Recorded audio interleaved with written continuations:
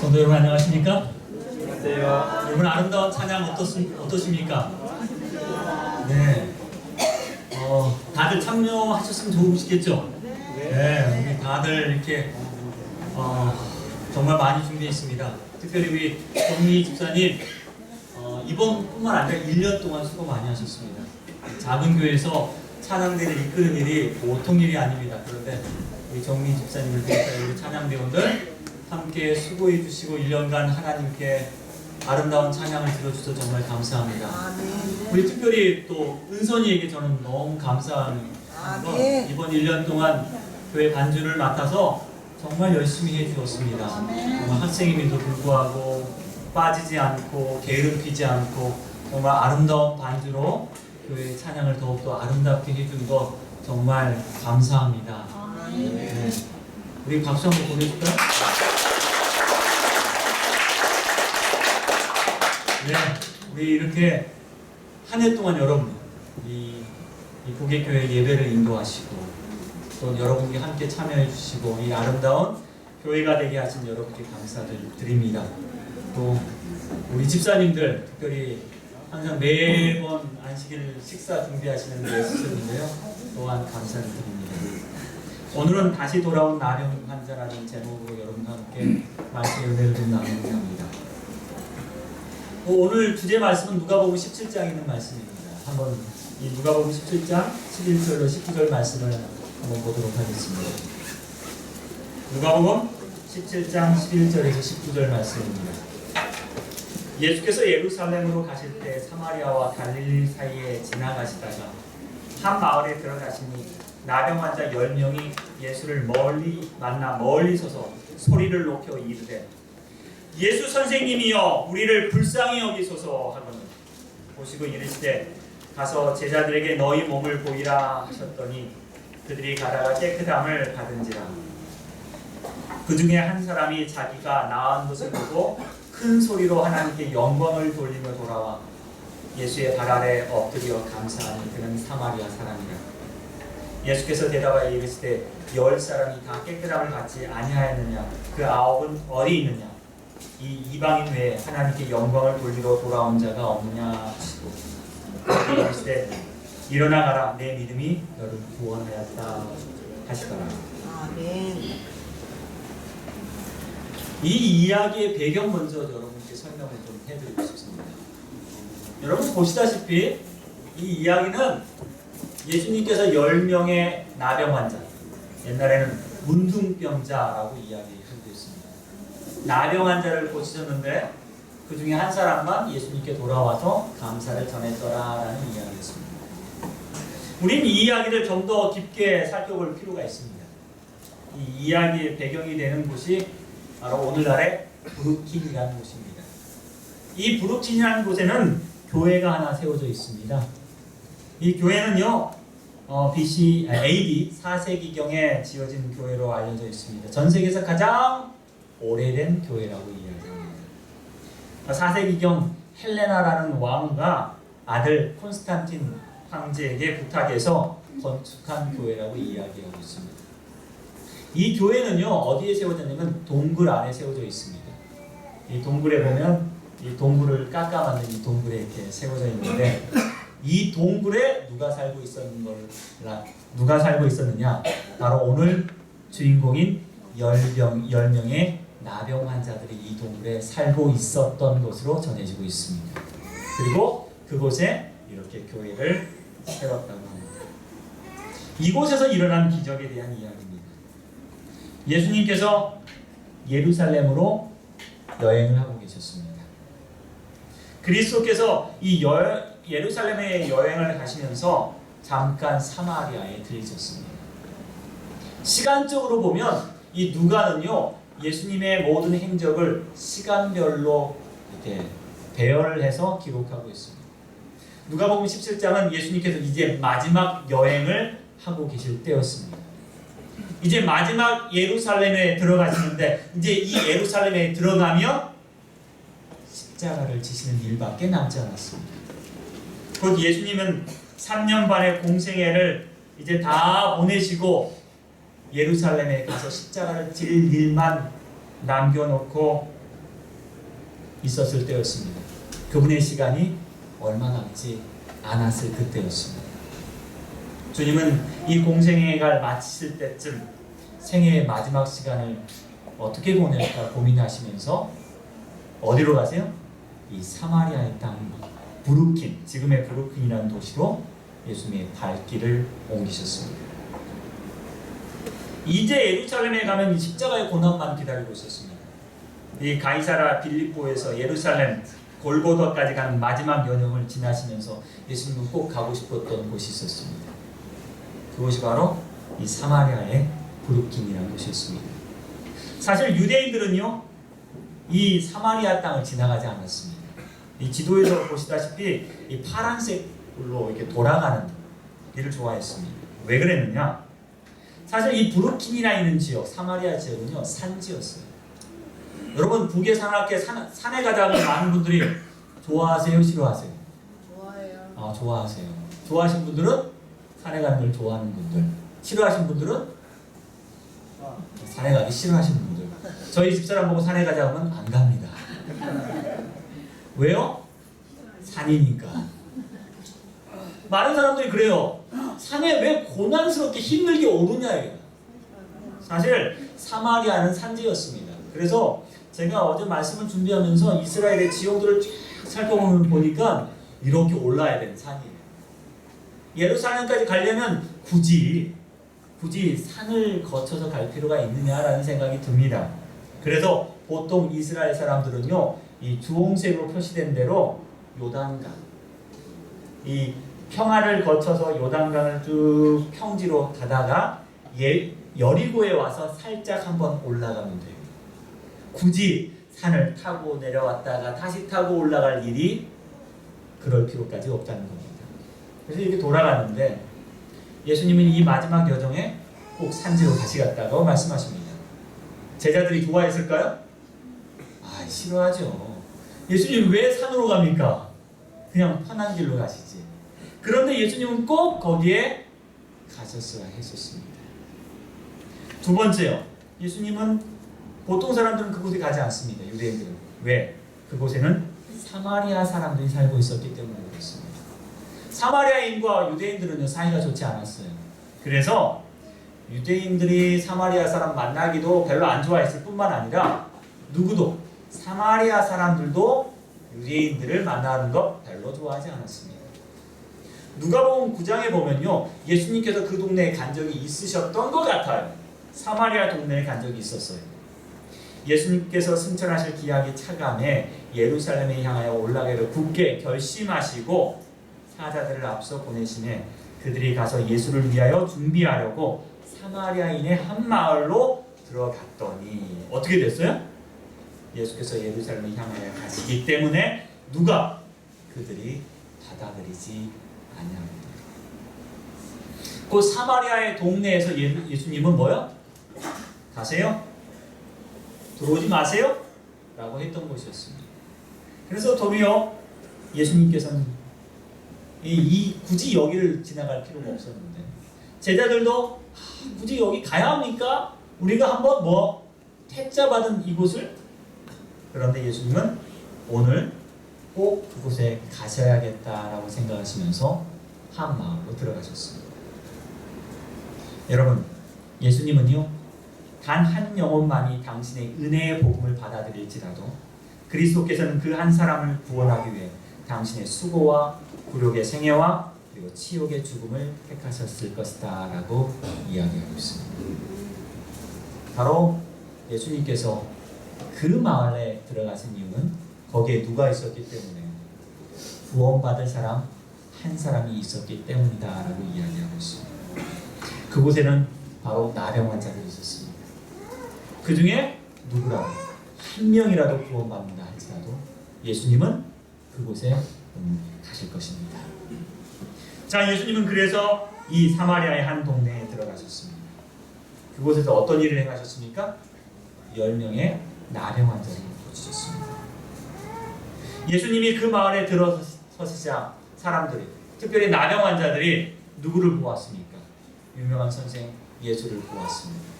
예수께서 수많은 사람을 낫게 하신다는 기적을 그런 들었습니다. 그리고 그들은 다시 한번 예수를 향해 외칩니다. 예수 선생님, 우리를 불쌍히 여겨주십시오. 우리를 긍휼하게 여겨주십시오. 우리를 뭐해 달라고? 좀 도와주십시오. 라고 이야기합니다. 아마 이 10명의 나병 환자들은 예수님께 무엇을 바라고 이야기했을 겁니다. 뭘 바랬을까요? 병을 낫게 해주십시오. 믿음이 강한 친구들은 그렇게 이야기했을 거예요. 하지만 믿음이 약한 친구들은 뭐라? 그냥 먹을 것이나 동전이나 그냥 두고 가십시오라고 했는지. 성경에 이 불쌍히 여기다라는 엘레오라는 헬라어를 쓰고 있습니다. 자비를 베푸다, 불쌍히 여기다. 소리를 높여 예수 선생님이여 우리를 불쌍히 여기소서. 나를 불쌍히 여기소서. 성경에는 많이 등장하고 있습니다. 엘레오.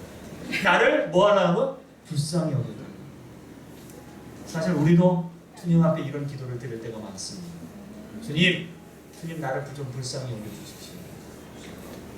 나를 좀 긍휼히 여겨주십시오. 제가 이런 문제가 있으니 주여 이런 문제를 좀 해결해 주십시오라고 기도할 때 많이 있습니다. 이 나병 환자들은 주님께 외쳤습니다. 주여 나를 불쌍히 여겨주십시오. 하나님 맙소사. 오 마이 갓. 여러분 하나님 맙소사가 무슨 뜻인지 아세요? 하나님 맙소사 무슨 뜻일까요? 맙소사. 이럴 수가요? 맙소사. 여러분, 네? 하지 마옵소서. 맞습니다. 하나님 그렇게 하지 마옵소서. 우리가 다급한 상황이 되면요, 우리의 이성과 생각과 상관없이 우리는 뭐라고 이야기해요? 하나님 맙소서. 네? 미국 사람들은 오 마이 갓이라고 이야기합니다. 하나님 그리하지 마십시오. 하나님 그리하지 마십시오. 우리는 수도 없이 셀 수 없이 하나님을 찾습니다.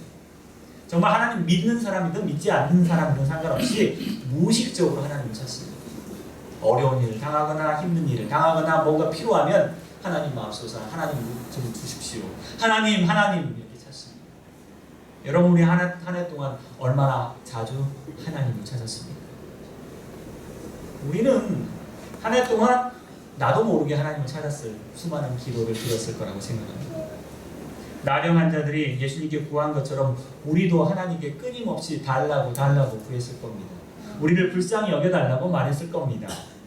우리가 드린 수도 없는 기도, 어쩌면 기억할 수도 없는 많은 기도가 존재하고 있을 겁니다. 여러분 우리의 기도를 다 기억하십니까? 하나님께 말한 우리의 간구를 다 기억하십니까? 아니요. 우리는 우리가 드린 기도 가운데 10분의 1도 어쩌면 기억하고 잊지 못할 수도 있습니다. 예수님께서는요, 그들을 보시고 이렇게 말씀하셨습니다. 제사장들에게 너희 몸을 보이라. 좀 뜬금없는 이야기예요.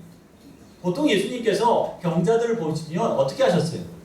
그 자리에서 바로 고치셨어요. 그런데 예수님께서는 아마 그 당시 그때는 이 10명의 나병 환자를 바로 고치시지 않으셨던 것 같아요.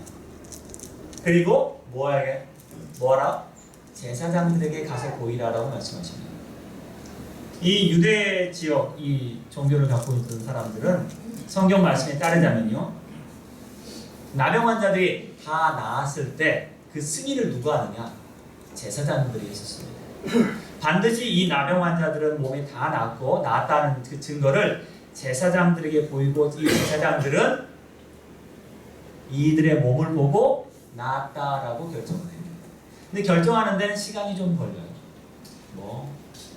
며칠의 시간이 좀 걸립니다. 한번 보고 더 이상 진전이 되지 않는, 며칠 후에 더 이상 진전이 되지 않는다 싶으면 나았다라고 완전히 결정을 하게 됩니다. 제사장들이 너희 몸을 보이라. 10명의 이 나병 환자들의 반응은 어땠을까요? 야, 예수님께서 우리를 낫게 해주신데 제사장에게 보이라고 한데 우리 제사장들에게 달려가자! 라고 했을까요? 자기 몸을 보니 여전히 뭐예요? 나병이 남아있는데 누가 감히 제사장들에게 달려고 했을까요? 저는 이 부분이 가장 궁금합니다. 성경에는 언급되지 않았어요. 하지만 제 생각에는요, 많은 나병 환자들이 불평하면서 돌아섰을 거라고 생각합니다. 제사장들에게 봐. 아직 여전히 똑같은데. 그리고 그들은 투덜투덜 거리면서 혹시 모르는 희망을 가지고 제사장들에게 찾아가고 있었을지도 모릅니다. 그러다가 어떤 일이 벌어집니까, 여러분? 가는 길에 그들의 몸이 나았다는 것을 발견하게 됩니다. 그들이 가는 길에서 자신의 회복을 깨닫게 됩니다. 바로 누가요? 예수님께서 자신들의 기도를 응답하셨다는 것을 깨닫게 됩니다. 자신들이 제사장에 가는 길에서 자신들이 깨끗하게 나았다는 것을 그들이 발견하게 돼요. 그런데 한 사람은, 유일한 한 사람은 제사장에게 가지 않습니다. 그 자리에서 어떻게 해요? 돌아서서 누구를 찾아갑니까? 예수를 찾아갑니다. 자기가 나은 걸 보고 큰 소리로 하나님께 영광을 돌리며 돌아옵니다. 그리고 하나님께 감사합니다. 그들은 가는 도중에 고침을 받았으나 그 중에 오직 한 사람만 돌아와서 예수님께 영광을 돌립니다. 다른 문둥병자들은 그들을 낫게 해주신 예수님을 잊어버리고 자신의 길을 찾아갔다는 사실입니다. 깨끗함을 받은 10사람의 문둥병자 중에 오직 한 사람만이 그 은혜에 감사하였다. 그리고 그는 이방인이요 사마리아 사람이었다. 그 한 사람을 위하여 그리스도께서는 10사람을 고치셨다. 예수님은 이런 큰 낭비를 한다 할지라도 한 사람을 위해서 10사람을 복주시는 분이십니다. 예수님은 그들에게 물었습니다. 9은 어디 있느냐? 여러분, 9은 어디 있었습니까? 예수님께서 질문하셨습니다. 10사람이 다 깨끗함을 받지 아니하느냐? 근데 그 9은 어디 있느냐? 그 이방인 외에는 하나님께 영광을 돌리러 돌아온 자가 없느니라. 왜 그랬을까요?